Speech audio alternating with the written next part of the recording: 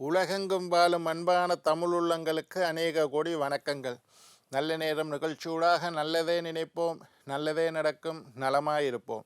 இன்றைய தினம் 10ஆம் தேதி 2ஆம் மாதம் 2026 குஜவாசல யுக்தம் என்று சொல்லக்கூடிய செவ்வாய்க்கிழமை, விசுவாவசு வருடம் தை மாதம் 27ஆம் நாள். இன்று அட்டமி திதி, விசாக நட்சத்திரம், மரண யோகம். இன்றைய தினம் ராகு காலம் 3:30 மணி முதல் 5 மணி வரை. இன்றைய தினம் யமகண்டம் 9:30 மணி முதல் 11 மணி வரை. இன்றைய தினம் நல்ல நேரம் 11 மணி முதல் 12:30 மணி வரை. இன்றைய தினம் குளிகன் நேரம் 12:30 மணி முதல் 2 மணி வரை. இன்றைய தினம் அஸ்வினி நட்சத்திரக்காரர்களுக்கு சந்திராஷ்டம தினம். அஸ்வினி நட்சத்திரக்காரர்களுக்கு சந்திராஷ்டம தினம். சூளம் வடக்கு, பரிகாரம் பால். என்ன நேர்களே, வாருங்கள் இனி இன்றைய தினத்திற்குண்டான ராசி பலன்களை பார்க்கலாம்.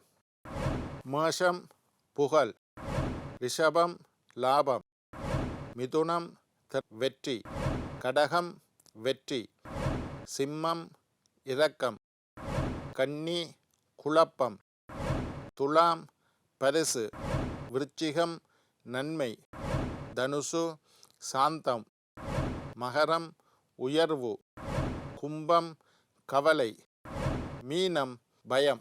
ஆன்மீக தகவல் பகுதியில் தொடர்ந்து உங்களை சந்தித்து வருவதில் மட்டற்ற மகிழ்ச்சி அடைகின்றேன். ஒவ்வொரு நாளும் ஒவ்வொரு புதிய அற்புதமான ஆன்மீக தகவல்களை உங்களோட பகிர்ந்து கொண்டு இருக்கிறேன். அந்த வகையில் இன்றைய தினமும் சில நல்ல விஷயங்களை உங்களோட பகிர்ந்து கொள்ளலாம் என்று காத்திருக்கிறேன். எங்களுடைய நிகழ்ச்சி சம்பந்தமாக, ஆன்மீகம் சம்பந்தமாக, வாஸ்து சம்பந்தமாக, ஜோதிடம் சம்பந்தமாக உங்களுக்கு ஏதாவது சந்தேகங்கள் இருப்பின், கேள்விகள் இருப்பின் எனக்கு எழுதி அனுப்புங்கோ. சக்தி டிவி நல்ல நேரம் நிகழ்ச்சி தயாரிப்பாளர் கீழ்கண்ட முகவரிக்கு கடிதம் மூலம் என்னை தொடர்பு கொண்டால் தொடர்ந்து வரக்கூடிய நிகழ்ச்சியில் தகுந்த கேள்விகளுக்குண்டான பதில்களை தொகுத்து தர காத்திருக்கின்றேன்.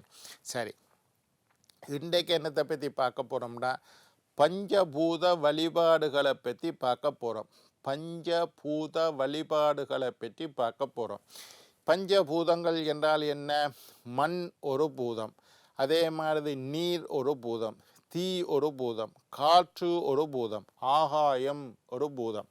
மண், நீர், தீ, காற்று, ஆகாயம், இந்த 5ம் பஞ்சபூதங்கள்.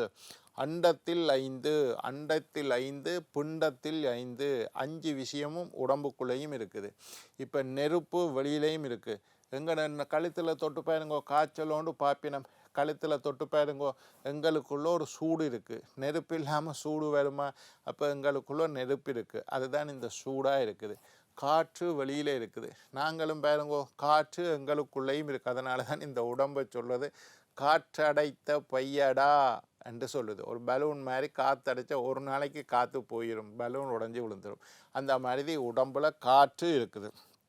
ரத்தம் எங்களோட உடம்புல ஓடுது. அது எல்லாம் நீர் தத்துவம்.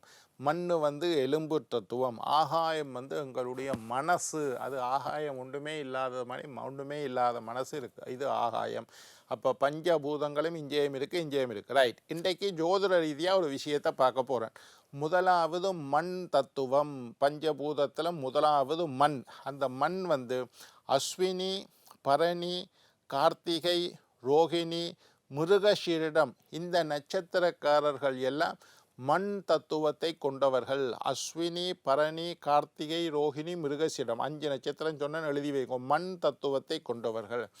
இப்போ இந்த 5 நட்சத்திரக்காரர்களும் பஞ்சபூத வழிபாடு எப்படி செய்ய வேண்டுமாக இருந்தால், மண் தத்துவம் என்பதனால் மண்ணிலிருந்து விளைந்த தானியங்கள், நெல்லை கொண்டு பிரசாதங்களை செய்து வழிபாடு செய்யலாம். மண் தத்துவம்னா மண்ணிலிருந்து என்ன தானியங்கள், நெல் மண்ணிலிருந்து விளையுது. அந்த நெல்லிலிருந்து அரிசி எடுத்து அந்த அரிசியில் பொங்கல் செய்து இறைவனை வழிபாடு செய்கிறது ரொம்ப விசேஷம். யாருக்கு? அஸ்வினி, பரணி, கார்த்திகை, ரோகிணி, மிருகசீரிட நட்சத்திரக்காரர்கள் பிரசாதங்கள் செய்து வழிபாடு செய்யுங்கோ. அன்னதானத்தை அடிக்கடி செய்யுங்கோ. அஸ்வினி நட்சத்திரமா, பரணி, கார்த்திகை, ரோகிணி, மிருகசீரிடம் இந்த 5 நட்சத்திரக்காரர்களும் அன்னதானத்தை செய்யுங்கள். நெய்வேதனங்களை செய்யுங்கள். இந்த மாதிரி பிரசாதத்தை செய்வது அன்னதானம் செய்வது, இதெல்லாம் மண் தத்துவ வழிபாடம், மண்ணில் இருந்து விளைந்து வரக்கூடிய தானியங்கள். ரைட். ரெண்டாவது நீர் தத்துவம், ஜலம், தண்ணீர். நீர் தத்துவம், எங்களோட உடம்புல ரத்தமாக இருக்குது தண்ணி, எங்கள் உடம்புக்குள்ளே தண்ணி இருக்குது. நீர் தத்துவம். திருவாதிரை நட்சத்திரக்காரர்கள், புனர்பூச நட்சத்திரக்காரர்கள், பூச நட்சத்திரக்காரர்கள், ஆயில்ய நட்சத்திரக்காரர்கள், மக நட்சத்திரக்காரர்கள், பூர நட்சத்திரக்காரர்கள், இந்த 5 நட்சத்திரக்காரர்களும் எப்படி வழிபாடு செய்யணும்? இவைகள் நீர் தத்துவம் தானே. அதனால் நீரினால் இறைவனுக்கு அபிஷேகம் செய்யுங்கள். எல்லாம் இறைவண்ட வழிபாடு, எல்லாம் சிவனை போய் கும்பிட போகிறோம். நான் சொன்ன மாதிரி அஸ்வினி பரணி கார்த்திகை ரோகிணி மிருகசீரிட நட்சத்திரமாக இருந்தால் நெய்வேதனங்களை செய்து சிவனை வழிபடுங்கள், உங்களுக்கு பலன் உண்டு. நான் சொல்ல மாதிரி திருவாதிரை புனர்பூசம் பூசம் ஆயில்யம் மகம் பூரம் நட்சத்திரக்காரர்களாக இருந்தால் நீங்கள் போய் நெய்வேதனம் செய்ததை விட நீங்கள் எல்லாரும் நீர் தத்துவமாக இருக்கிறதுனால இறைவனுக்கு அபிஷேகம் செய்த வழிபாடு செய்யுங்கள். விளங்குதான் நான் சொல்கிறது? பால் அபிஷேகம் பண்ணலாம், தயிர்கள் அபிஷேகங்கள் பண்ணலாம், எல்லாம் நீரோட. இளநீர் அபிஷேகம், அது நீரண்டே வருது, இளநீர் அபிஷேகம் பண்ணலாம், கரும்பச்சாற்றல் அபிஷேகம் பண்ணலாம், சந்தனத்தினால் அபிஷேகம் பண்ணலாம், பஞ்சாமிர்தம் செய்யலாம். இந்த மாதிரி இறைவனை வழிபாடு செய்யுங்கள். நீர் தத்துவம் உள்ளவர்கள் நீரினால் இறைவனை குளிர்மைப்படுத்தி வழிபாடு செய்யும். நீங்கள் என்ன செய்யணும்?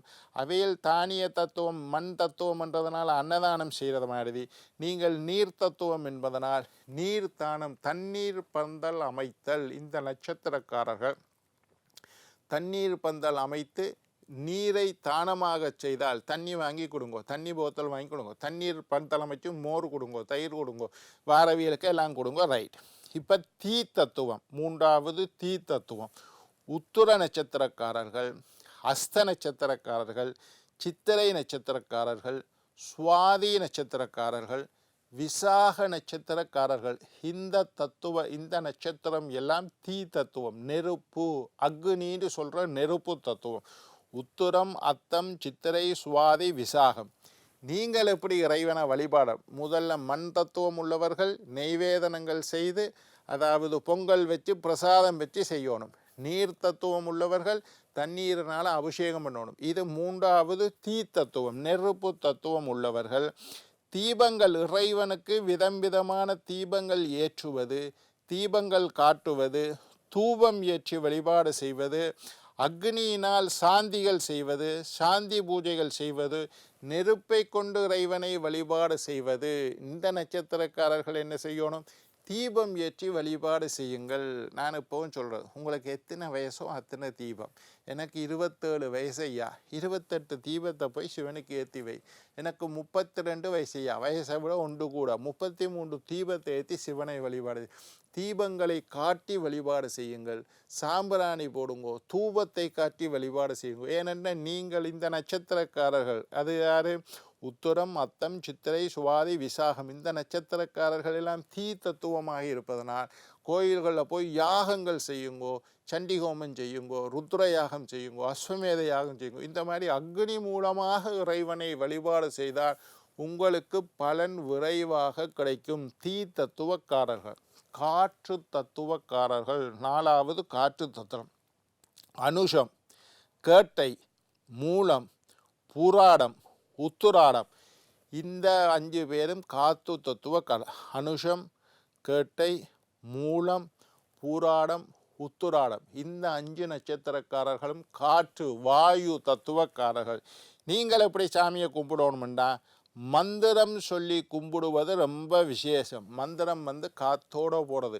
மூல மந்திரம் ஓம் நமோ நாராயணாய நமக, ஓம் நமச்சிவாய, ஓம் சரவண பவ, ஓம் ஸ்ரீராம் ஜெயராம் ஜெய ஜெயராம், ஓம் ஐம் க்ரீம் ஸ்ரீம் மகாலட்சுமியே நமக, ஓம் குபேராய நமக. இந்த மாதிரி மந்திரத்தை சொன்னால் காத்து, அது காத்து தத்துவக்காரர்கள். அனுஷம், கேட்டை, மூலம், பூராடம், உத்திராடம் நட்சத்திரக்காரர்கள். நீங்கள் அன்னதானம் செய்கிறதை விட, அதாவது பிரசாதம் வைக்கிறதை விட, நீரினால் அபிஷேகம் செய்கிறதை விட, தீபங்கள் ஏற்றி வழிபடுவதை விட மந்திரங்கள் சொல்லி வழிபடுவது உங்களுக்கு உங்களுடைய தத்துவத்துக்குண்டான விஷயம். காற்று தத்துவக்காரர்கள் வாத்தியங்கள் வாசிப்பது, மேள கச்சேரி வைக்கிறது, நாயினம் வாசிக்கிறது, சேமக்கலம் வாசிக்கிறது, சங்கு ஊதுறது, இதெல்லாம் காற்று தத்துவத்தோடு வரக்கூடிய விஷயம். பஜனை செய்கிறது, தேவாரம் செய்கிறது, பஜனை படித்து கொண்டு ஊரூராக போகிறது, தேவாரங்கள் பஞ்சபுராணத்தை படிப்பது, தேவார இன்னிசைகளை, இது எல்லாம் காற்று தத்துவத்தோடு போகிற விஷயம். உங்களுக்கு விளங்கும்னு நினைக்கிறேன். நட்சத்திரங்களை பிரித்து நீங்கள் தத்துவம் என்ன நட்சத்திரம் என்ன தத்துவத்துக்குள்ளே வருதுன்னு பார்த்து அந்த தத்துவத்திற்கு ஏற்ற மாதிரி நீங்கள் இறைவனை வழிபாடு செய்தால் உங்களுக்கு நல்லா இருக்கும். காற்று தத்துவக்காரர்கள் நீங்கள் கோயிலில் போய் தேவாரம் படியுங்கோ, பஜனை படியுங்கோ, சங்கூதுங்கோ, சேமக்கலம் அடியுங்கோ, மந்திரங்களை சொல்லுங்கோ, இதெல்லாம் காற்று தத்துவம். அடுத்தது கடைசியாக வர்றது ஆகாய தத்துவம். ஆகாயம் என்றது உடம்புல மனசு, காற்று என்பது சுவாசம், மனசு. ஆகாய தத்துவக்காரர்கள் திருவோண நட்சத்திரம், அவிட்ட நட்சத்திரம், சதய நட்சத்திரம், பூரட்டாதி நட்சத்திரம், உத்திரட்டாதி நட்சத்திரம், ரேவதி நட்சத்திரம். நீங்கள் திருவோணம், அவிட்டம், சதயம், பூரட்டாதி, உத்திரட்டாதி, ரேவதி, இந்த 5 நட்சத்திரக்காரர்களும் ஆகாய தத்துவத்தை உடையவர்கள். இவர்கள் என்ன செய்யணும்னா உழவாரப்பணி செய்கிறது, திருப்பணி செய்கிறது, உடல் உழைப்பை இறைவனுக்காக அர்ப்பணிப்பது எல்லாம் இந்த தத்துவத்துக்கு உண்டான விஷயம். என்ன நேர்களே, நாளை மற்றொரு நிகழ்ச்சியில் உங்களை சந்திக்கும் வரை உங்களிடம் விடைபெறுவது உங்கள் ஜோதிட சித்தர் டாக்டர் ராஜராஜ குருக்கள்.